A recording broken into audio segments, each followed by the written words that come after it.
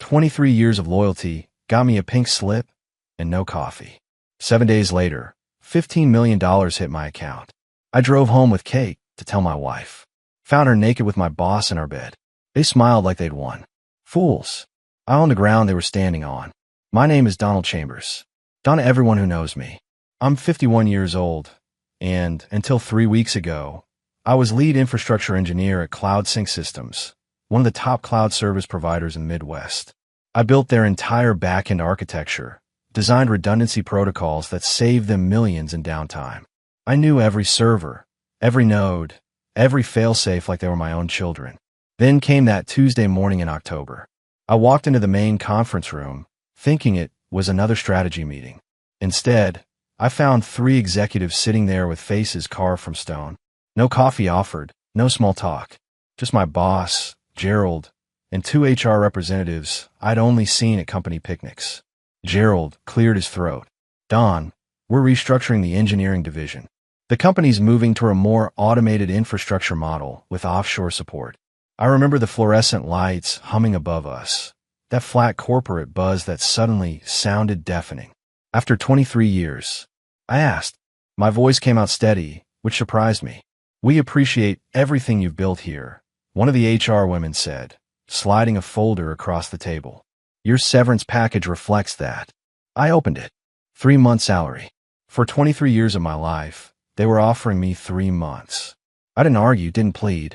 I just stood up, walked out of that room, and drove home at 2 in the afternoon on a Tuesday, something I hadn't done since Wyatt was born 25 years ago. Janet's car was in the driveway when I pulled up. Our daughter Heather's wasn't. Thank God. She was probably at work, crunching numbers at Palmer Manufacturing, where she'd landed her first real accounting job right out of college. Funny how proud I'd been when she got that position. Philip Garrett himself had called to congratulate us, said he'd keep an eye on her career. Philip, our friend of 15 years. Philip, the CFO who played golf with me every other Saturday. I walked into our house in Bloomfield Hills, the one I'd mortgaged my soul to afford because Janet wanted the right neighborhood, the right schools, the right image. She was in the living room, wine glass in hand at 2:30 in the afternoon, scrolling through her tablet. Don. She looked up, startled. Why are you home? They let me go, I said flatly. She blinked once, twice, then took a sip of wine. Well, I guess that's that then. No hug, no concern, no are you okay? Just an acceptance, so casual it felt rehearsed. That's all you have to say? I asked. Janet set down her glass with deliberate care. Don, you've been coasting for years.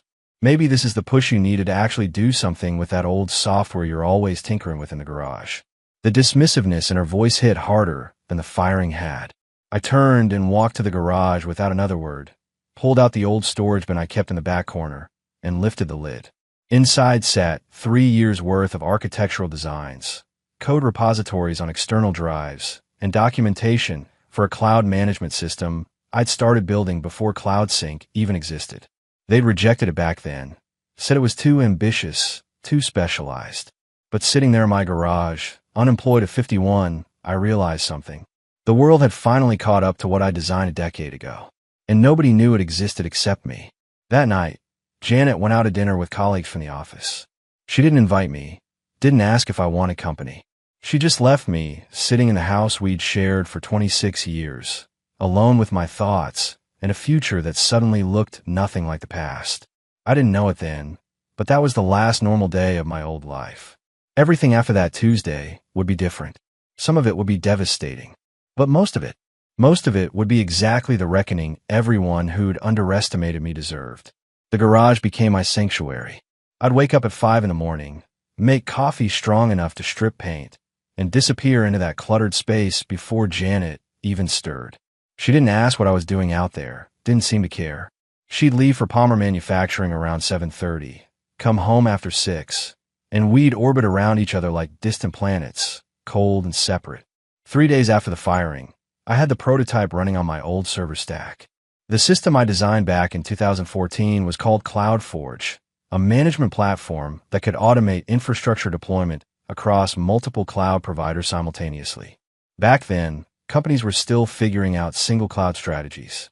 Now, every mid-sized business was drowning in multi-cloud complexity, paying consultants six figures to duct tape solutions together. My design solved that problem elegantly. It was modular, scalable, and built on architecture principles that were a decade ahead of their time. I'd written the core in my spare time, tested it on small networks, documented every line of code. CloudSync had reviewed it in 2015 and rejected it as too niche for current market needs. I spent two 16-hour days modernizing the interface, updating the security protocols, and stress testing the deployment algorithms. By Friday, I had something that wasn't just functional, it was beautiful. That afternoon, I got a call from a number I barely recognized. The voice on the other end was rough, tired, desperate. Don Chambers? This is Trevor Dalton. We worked together at DataStream back in the 90s. Trevor. Yeah, I remembered him. Brilliant systems architect, terrible people skills. Left DataStream to start his own consulting firm. We'd lost touch around 2005. What can I do for you, Trevor? I asked, walking out to the driveway for better reception. I'm in trouble, Trevor said bluntly. Deep trouble. I took over a cloud integration firm 2 years ago. Promised clients we could deliver seamless multi-cloud management. We can't. Our back end is a disaster, held together with third-party services that hate each other. I've got 17 contracts about to walk, and if they do, I'm bankrupt by Christmas. I leaned against my truck, watching autumn leaves skitter across the driveway. Why are you calling me? Because 15 years ago, you showed me a prototype for something called CloudForge, Trevor said. You said it could manage deployments across AWS, Azure, and Google Cloud simultaneously. Everyone laughed at you, said nobody would ever need that. Don, everybody needs that now. Do you still have it? I looked back at the garage, at the dim light filtering through the dusty window. I might. I'll pay you whatever you want, Trevor said. His voice fractured with emotion. Consulting fees, licensing, partnership, I don't care. I just need something that works, and I need it yesterday. Send me your architecture documentation, I said calmly. Give me 48 hours. Don, I thank you. Seriously, thank you. I hung up and stood there for a moment, feeling something I hadn't felt since that Tuesday morning. Purpose. Direction. The sharp clarity that comes when you realize the thing everyone dismissed might be exactly what the world finally needs. Inside the house, Janet was on the phone, laughing about something. Through the window, I could see her pacing the kitchen, wine glass already in hand, though it wasn't even 5 o'clock. I didn't go inside. I went back to the garage, fired up my workstation, and got to work. Trevor's documentation arrived 20 minutes later. I opened it, compared it to my CloudForge architecture, and smiled. 85% compatibility. His $12 million problem was a puzzle piece missing from my decade-old design. All I had to do was fill in the gaps, and I just saved a dying company. Or more accurately, I just bought myself a ticket back into the game everyone thought I'd left for good. Trevor's architecture documentation read like a crime scene report. Overlapping API calls, redundant authentication layers, bandwidth choking on inefficient data routing. I'd seen cleaner code written by first-year students. No wonder his clients were threatening to walk. I worked through the night, mapping CloudForge core modules against his infrastructure gaps. By Wednesday morning, I had a functional integration ready. Not perfect, but stable enough to demonstrate capability. I uploaded it to a secure sandbox environment and sent Trevor the access credentials. He called me 4 hours later. His voice sounded different, lighter, almost giddy. Don, I just ran a live demo for Vanguard Logistics, Trevor said. I could hear him pacing, breathless with excitement. They've been threatening to drop us for 6 months. I showed them your system deploying their entire infrastructure across 3 cloud providers in under 8 minutes. 8 minutes, Don. Their current process takes 3 days and costs them $40,000 every time. And I kept my voice neutral, though my pulse quickened. They signed a 3-year extension on the spot, Trevor said. Not just that, they want to triple their deployment volume. Don, this thing you built, it's not just good. It's exactly what the market's been screaming for. I leaned back in my garage chair, looking at the dusty rafters overhead. How many lapsed contracts are you holding? 14 that are salvageable. Maybe 3 more if I can move fast enough. Then here's what we do, I said, and laid out the terms. $15 million. $5 million up front for exclusive licensing rights. $5 million in back-end royalties tied to client deployments. and $5 million in acquisition options if he hit quarterly performance targets. I'd retain ownership of the core IP and could license to non-competing markets. Trevor didn't hesitate. Send me the contract. I drafted it myself that night, kept the language tight and clean. My old law school buddy Raymond Blackwell reviewed it the next morning, made 3 minor adjustments, and by Friday afternoon, we had signatures on digital paper. $5 million hit my new business account 72 hours later. 1 week. 7 days from unemployed and discarded to holding more money than I'd made in 23 years at CloudSync. I didn't tell Janet. She was busy anyway, working late every night that week. Thursday, she came home at 9:30, said she'd been helping Philip prepare for board presentations. Friday, she didn't come home until after 11. I was in the garage when I heard her car pull in, watched through the grimy window as she stepped out, checked her phone, and smiled at something on the screen. She looked younger somehow, lighter. Happy in a way I hadn't seen in years. That Saturday, I stopped at a bakery in Birmingham, bought an almond chocolate torte, her favorite since our dating days. Thought maybe I'd tell her about the deal, share something good after the nightmare of the past 2 weeks. It was a stupid impulse. Naive. But part of me still wanted to believe we were in this together. I'd learned soon enough how wrong I was. The house was quiet when I pulled into the driveway around 2 in the afternoon. Janet's Lexus was there, and so was Philip's BMW. That wasn't unusual. They'd worked together for years. Sometimes he stopped by to drop off documents or discuss strategy. But something felt off about it that day, a wrongness I couldn't name. I carried the bakery box inside, set it carefully on the kitchen counter. Janet, you home? Silence. Then a sound from upstairs, faint but distinct. Movement, and a low voice that definitely wasn't my wife's. My feet moved on autopilot, carrying me up the stairs while my brain tried to construct innocent explanations. They were reviewing financial reports, going over presentations, discussing Heather's career trajectory. The bedroom door was barely open, just a sliver of light cutting into the dim hallway. Through that gap, I saw enough. Janet was in our bed, sheet pulled across her chest, but not high enough to hide the obvious. Philip sat next to her, shirtless, his expensive watch catching the afternoon light. They were laughing about something, intimate and easy, like they'd done this 100 times before. Philip saw me first. His face went through 3 expressions in rapid succession: satisfaction, recognition, panic. I pushed the door open all the way, stood there for 5 full seconds. Neither of them said anything. What could they say?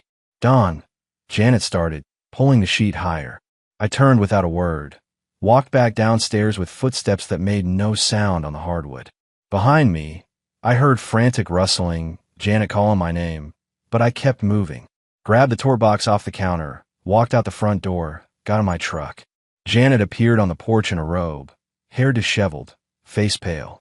Dawn, please, we need to talk about this. I looked at her through the truck window. This woman I'd been married to for 26 years.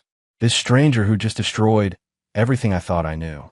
There's nothing to talk about, I said calmly. Then I backed out of the driveway, leaving her standing there with whatever excuses she'd prepared. I drove to a storage facility in Pontiac, rented a unit, and started making calls. By evening, I had a short-term rental lined up in Royal Oak, a lawyer on retainer, and a forensic accountant scheduled for Monday morning. The torte sat on my truck's passenger seat the whole time, perfect and untouched. Around midnight, I threw it in a dumpster behind a gas station and headed to my new temporary home. 1 week ago, I'd lost everything. Now I'd gained $15 million and lost a marriage. But here's what Janet and Philip didn't understand yet. I wasn't the victim in this story. I was the engineer, and I just started building their destruction, one careful calculation at a time. The rental in Royal Oak was small but functional. 1 bedroom, a kitchenette, and most importantly, a second room I converted into an office. I moved in on a Sunday, spent Monday setting up servers and secure networks, and by Tuesday, I was operational. My lawyer, Raymond Blackwell, called that afternoon with news. Don, I pulled the financial records like you asked. Your joint accounts, the house deed, investment portfolios. There's some interesting discrepancies. Talk to me, I said, opening my laptop. Janet increased your life insurance policy 8 months ago, Raymond said carefully. Bumped it from $500,000 to $3 million. She's the sole beneficiary. I stopped typing. I didn't authorize that. Your signature's on file with the insurance company. Digital authorization through your joint account portal. I'm sending you the timestamp data now. The email arrived seconds later. I opened the document, scanned the metadata. The authorization had been submitted at 2:15 on a Thursday afternoon in February. I checked my calendar from that date. I'd been in a 4-hour infrastructure review meeting at CloudSync. No access to personal accounts. She forged it, I said quietly. That's a strong word without more evidence, Raymond cautioned. But it's worth investigating. Don, have you checked your other accounts? Investment portfolios, retirement funds. I spent the next hour digging through financial records with Raymond on speakerphone. What we found made my blood run cold. 3 investment accounts that had been in my name were now managed through a proxy firm called Silver Point Capital. The paperwork showed my authorization, but I'd never heard of Silver Point Capital. Raymond did a corporate search. Silver Point is a Delaware holding company, registered 8 months ago. The managing partner is... He paused. Philip Garrett. I sat back, the pieces falling into place. 8 months. That's when Janet had started working late. When Philip had suddenly become a fixture at our house. Always with work excuses. Always charming and friendly. They've been planning this, I said. The affair, the insurance policy, moving assets.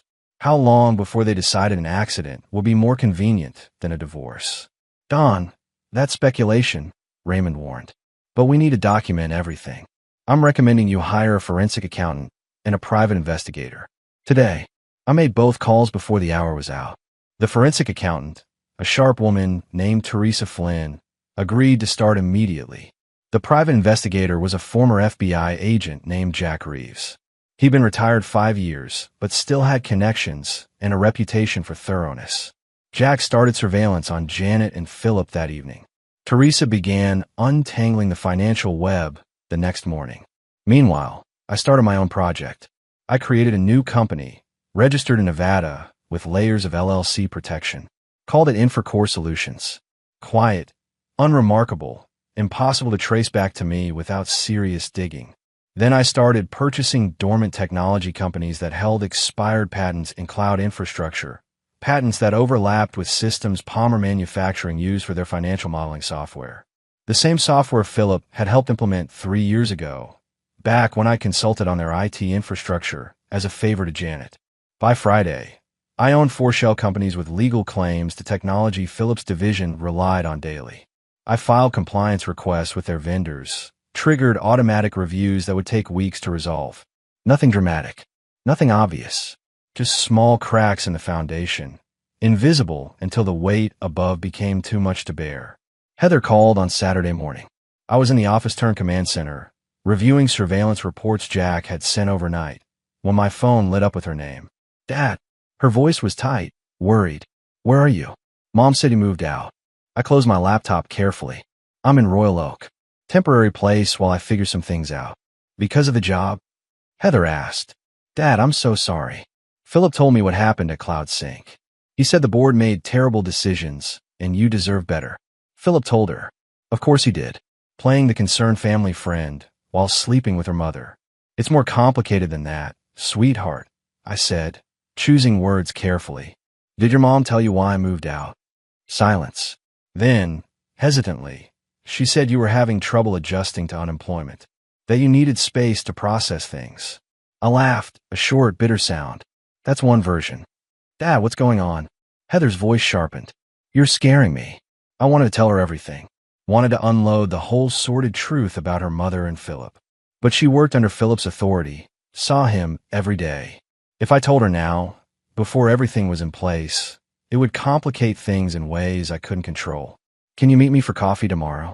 I asked instead. There are some things we need to discuss in person. I'm working a half day tomorrow, budget review, Heather said. But I can meet you around 2. Perfect. There's a cafe in Birmingham, corner of Maple and Old Woodward. You know it. Yeah, I know it. Dad, you're really okay, right? I looked around my sparse apartment, at the servers humming in the corner, at the files spread across every surface. I'm better than okay, Heather. I promise. See you tomorrow. After I hung up, I pulled up the surveillance photos Jack had sent. Janet and Philip having lunch at a downtown restaurant, holding hands across the table. Janet and Philip entering a hotel in Troy at 3 in the afternoon. Philip's car parked in our driveway, my driveway, overnight on Thursday. I saved the photos to an encrypted drive and started preparing the conversation I'd have with Heather tomorrow. My daughter deserved the truth, deserved to know who she was really working for. But more than that, I needed to know where she'd stand when everything came crashing down, because it was coming inevitable as gravity. And when it hit, I needed to know if my daughter would be standing beside me or trying to salvage a relationship with people who'd betrayed everything our family was supposed to mean. The coffee shop in Birmingham was nearly empty on Sunday afternoon. Heather arrived exactly on time, looking tired and confused.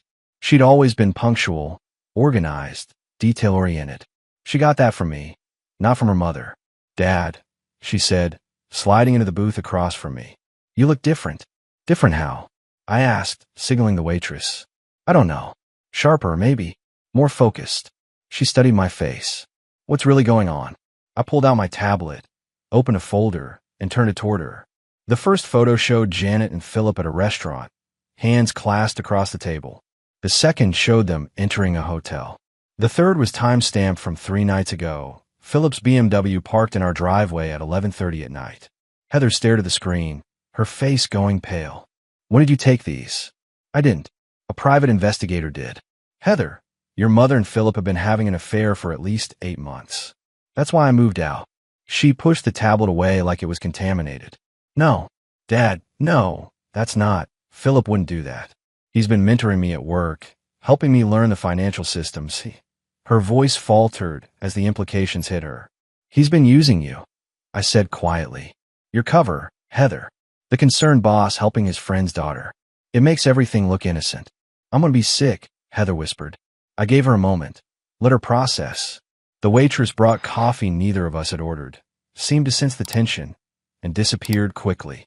"There's more," I said. "Philip and your mother have been moving money around. Life insurance policies I didn't authorize, investment accounts transferred to companies Philip controls. Heather, I think they were planning something worse than divorce." She looked up sharply. "What do you mean?" "I mean a $3 million life insurance policy I supposedly signed for, except I was in meetings when the authorization went through. I mean investment portfolios suddenly managed by firms I've never heard of. I mean your mother asking detailed questions about my daily routines, where I drive, what roads I take home." Heather's hand trembled around her coffee cup. "You think they were going to—" She couldn't finish the sentence. "I think they were keeping options open," I said carefully. "But I documented everything, hired lawyers and accountants. They can't move now without me knowing." "What do I do?" Heather asked. "I work for Philip. I see him every day. How do I just act normal?" "You don't have to do anything," I told her. "In fact, it's better if you don't.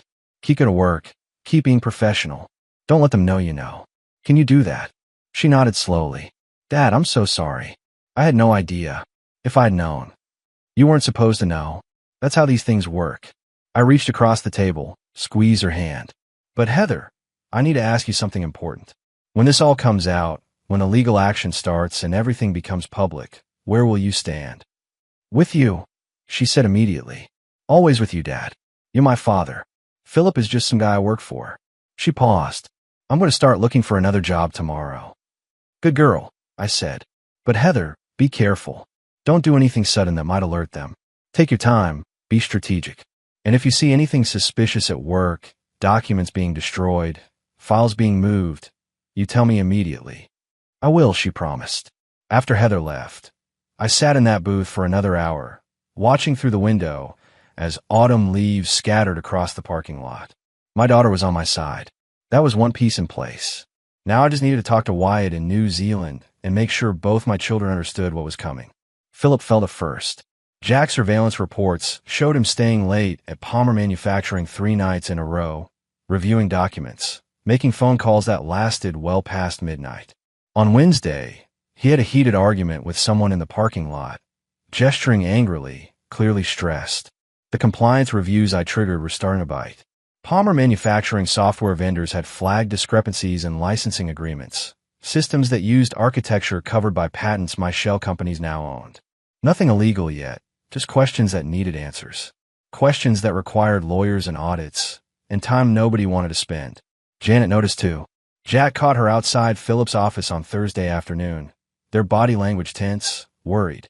She'd stopped coming home to the house in Bloomfield Hills. According to property records I'd pulled, she was staying at Philip's condo in Troy. Good. That simplified things. Teresa Flynn, my forensic accountant, called Friday morning with an update. Don, I found something interesting in the Silver Point Capital documents. The company was established using seed money from Palmer Manufacturing's Executive Discretionary Fund. That's potentially a corporate governance violation if it wasn't properly disclosed. Can you document it? I asked. Already done. I've also traced 3 transfers from your joint accounts to Silver Point that Janet authorized without your knowledge. Those are prosecutable as fraud if you want to pursue it. Not yet, I said. Let's keep building the case. The more we have, the more leverage we have. That afternoon, I got a call from Wyatt in New Zealand. He'd been harder to reach than Heather, working on a research project in some remote part of the South Island with spotty cell service. Dad, I just got your messages, Wyatt said, his voice tinny and distant. All 10 of them. What's the emergency? I explained everything. The affair, the financial manipulation, the insurance policy, the investigation. Wyatt listened without interrupting, which had always been his way. Think first, react later. So basically, Mom tried to set you up, and now you're systematically destroying her and Philip's lives, Wyatt summarized when I finished. That's one way to put it, I admitted. Good, Wyatt said flatly. What do you need from me? Check your trust fund. Make sure nothing's been moved without authorization. I heard typing through the phone. Balance looks right. 92,000. Same as last time I checked 3 months ago. Why? Just making sure. Your mother had access to those accounts as co-trustee. Had. Wyatt caught the past tense. I removed her this week. You and Heather are the only authorized parties now. Smart. Wyatt paused. Dad, I've got another 4 months on this research contract, but if you need me to come home, stay there. I interrupted. Finish your work. This will still be ongoing when you get back. But Wyatt, I need you to know that your sister is standing with me on this. I needed to know where you stand too. Are you seriously asking me that? Wyatt's voice hardened. She cheated on you, tried to steal from you. Maybe worse. You're my father. Of course I'm on your side. Something in my chest loosened. Both my children, solid and certain. That's all I needed. Thanks, son. That means everything. After we hung up, I pulled up the surveillance photos from that afternoon. Philip leaving Palmer Manufacturing at 4:30, unusual for a CFO on a Friday. Janet meeting him at a wine bar in Royal Oak, both of them looking strained. They talked for 90 minutes, their expressions growing more agitated as the conversation went on. They were starting to understand something was wrong, starting to feel the pressure from multiple directions. But they didn't know the source yet, didn't realize the man they discarded was the one tightening the noose. By Monday, they'd know more. By the end of the month, they'd know everything. And by then, it would be far too late to stop what I'd set in motion. The call came on a Tuesday morning, 3 weeks after I'd moved out. Philip's direct line, the one he'd given me years ago, for emergencies only. I let it ring 4 times before answering. Don, Philip's voice sounded strained tight. We need to talk. In person. About what? I asked, keeping my tone neutral. About whatever you're doing to Palmer Manufacturing's vendor contracts. About the compliance reviews that are costing us hundreds of thousands in legal fees. Don, I know it's you. I have no idea what you're talking about, I said calmly. I'm just a recently unemployed infrastructure engineer. What could I possibly do to a major manufacturing firm? Cut out, Philip snapped. The shell companies, the patent claims, the timing. It's too precise to be coincidence. What do you want? Money? I can arrange a settlement. Something fair for both of us. Both of us. I repeated slowly. That's interesting phrasing, Philip. Like we're partners in something. Silence on his end. Then, carefully, Don, I know you're angry about Janet. I understand that. But destroying my career won't fix your marriage. My marriage. I laughed, a cold sound. Philip, my marriage ended the day you decided sleeping with my wife was worth more than 20 years of friendship. But you're right about one thing. I am destroying something. Just not what you think. What's that supposed to mean? It means you should check the deed on the Bloomfield Hills property, I said. The house you've been staying at with my wife. Might want to verify who actually owns it. I hung up before he could respond. 20 minutes later, Jack sent me his surveillance photo. Philip's standing in Janet's driveway, holding his phone, face pale as snow. Next to him, Janet, gesturing frantically, clearly trying to calm him down. They had just discovered what I'd known since the forensic audit began. The house wasn't in Janet's name. It had been transferred into a business trust back in 2016 during a property tax reassessment. The trust was owned 98% by a holding company, and that holding company's majority shareholder was listed as Donald J. Chambers. I'd convinced Janet it was a tax strategy, signed the documents in a stack of refinancing paperwork she'd barely glanced at. She'd been so focused on the monthly payment reduction, she never questioned the ownership structure. Now she and Philip were standing on property I could legally reclaim any time I chose. The next photo Jack sent showed Philip making frantic phone calls. The third showed a luxury sedan pulling up, a lawyer probably, given the expensive suit and briefcase. Teresa Flynn called an hour later. Don, someone just tried to access the Silver Point Capital accounts. 3 failed login attempts from an IP address registered to Palmer Manufacturing. They're panicking. Good, I said. Let them panic. What's the status on the insurance policy investigation? State Insurance Fraud Division opened an official inquiry yesterday. The digital signature analysis came back inconclusive, which is their polite way of saying it's forged. They're requesting full documentation from Janet and the insurance company. Timeline, I asked. 2 to 4 weeks for preliminary findings. If they determine fraud, criminal charges could follow. That afternoon, Heather called, her voice shaking. Dad, Philip just fired me. No warning, no explanation.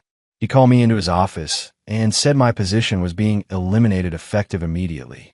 Security escorted me out like I'd stolen something. Did he give any reason? I asked, though I already knew the answer. He said the company was restructuring the accounting department. But Dad, I saw the look in his eyes. He knows I know something. He was scared. Pack up anything from your apartment that matters. I told her.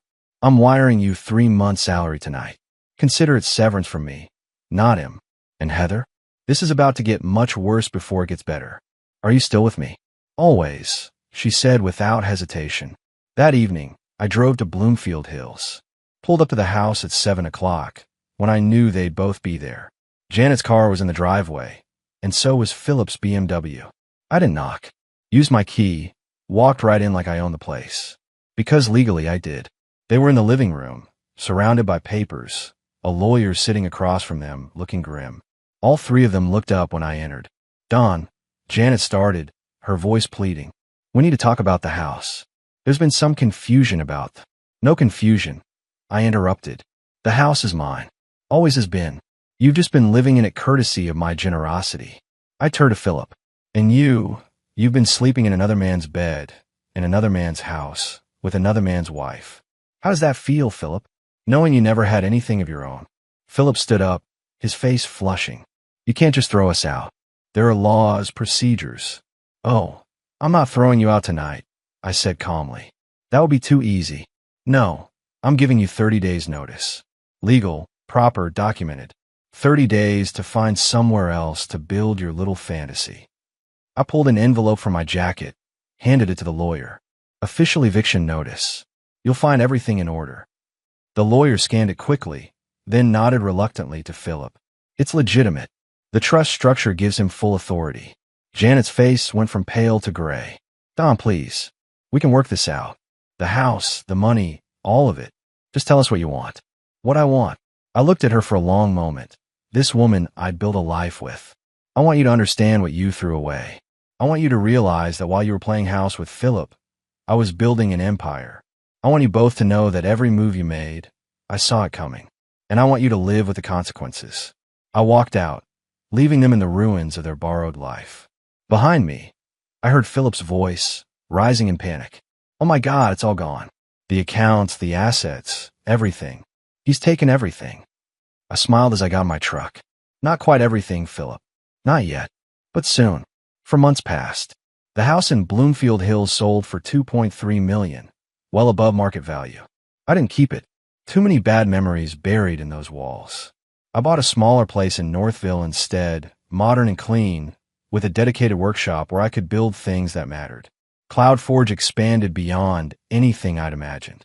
Trevor's company landed 6 more major contracts, and my back-end royalties were generating $200,000 a month. I'd licensed the technology to 3 other firms, all non-competing markets, each one desperate for the infrastructure solution I designed a decade too early. Infracore Solutions, my shell company, absorbed 2 more dormant tech firms and became a legitimate player in the cloud architecture space. I hired a small team, mostly young engineers hungry to prove themselves, and we started developing next-generation protocols that made CloudForge look like basic arithmetic. Philip wasn't so fortunate. Palmer Manufacturing's board launched a full investigation after the compliance reviews uncovered licensing irregularities. They discovered the Silver Point Capital connection, the unauthorized use of corporate funds, and the conflict of interest with Janet. Philip was terminated in September. No severance, no references, just a quick exit and a non-disclosure agreement that kept the details quiet to protect the company's reputation. He tried to fight it, hired an expensive law firm, but the documentation Teresa and I had assembled was bulletproof. By October, he'd settled into a junior financial analyst position at a mid-tier consulting firm in Ohio. Quite a step down from CFO. Janet fared slightly better, but not much. She kept her position at Palmer Manufacturing briefly, but the whispers followed her everywhere. The woman who destroyed a CFO's career for an affair. The wife who'd betrayed a loyal husband. In corporate environments, reputation is currency, and hers was worthless. She resigned in November, citing personal reasons. Last I heard, she was working part-time at a small accounting firm in Ferndale. The insurance fraud investigation concluded with a finding of insufficient evidence to prosecute, but the policy was voided, and Janet was blacklisted by every major insurance carrier. The $3 million she'd counted on evaporated like morning fog.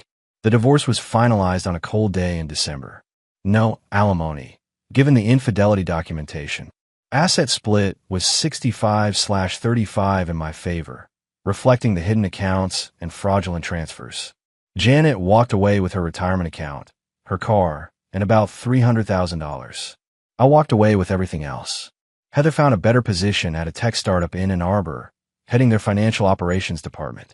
She and I had dinner every Sunday, rebuilding the relationship that Janet's betrayal had fractured. Wyatt came home for Christmas, brought his girlfriend from New Zealand. We spent the holiday in my new house, just the 3 of us and her, cooking dinner and watching old movies. No drama, no tension, just family. On New Year's Eve, I stood in my workshop, looking at the server racks humming quietly in the corner. CloudForge's heartbeat, steady and strong. I thought about that Tuesday in October when they'd fired me, when Janet had barely looked up from her wine, when I'd felt like my life was ending. They'd meant to break me. Instead, they'd freed me. My phone buzzed with a text from Trevor. "Happy New Year, partner. Q4 numbers just came in. We cleared $18 million in revenue.